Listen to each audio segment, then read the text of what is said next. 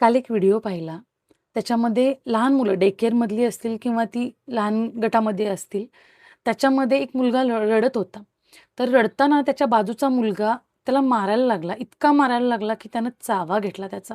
कितीतरी वन असतील त्याच्या अंगावर दातांचे. त्या मुलाच्या तो मारायचा थांबतच नव्हता. अरे, पण तो दुसरा मुलगा इतका रडतोय, आजूबाजूच्यांना ऐकायला येत नव्हतं. ती दुसरी मुलगी जी बाजूची होती, ती त्याला मारत होती.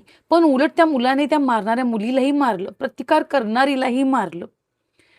पण गरज काय ना तुम्हाला इतकुशा जीवाला डे केअरमध्ये टाकायची?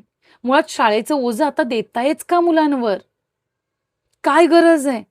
अरे, त्या 5 वर्षापर्यंत तरी त्या मुलांना प्रेम द्या तुमचं.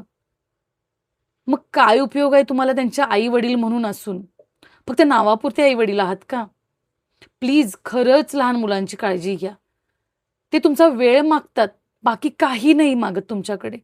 आणि जर तुम्ही कमवून तुम्ही जर डे केअरमध्ये टाकत असाल, तर त्या कमवण्याला तरी अर्थ काय आहे तुमच्या? जर ते कमवून तुमचा तोच पगार, तोच पैसा तुम्ही डे केअरला घालताय, तिथंही तुमची जर मुलं सुरक्षित नसतील, तर काय उपयोग आहे तुमच्या त्या कमवण्याला? जर त्याचा त्या कमवण्याचा तुमच्या मुलांना उपयोगच नाहीये, तर कमवण्याचा उपयोगच तरी काय तुमचा?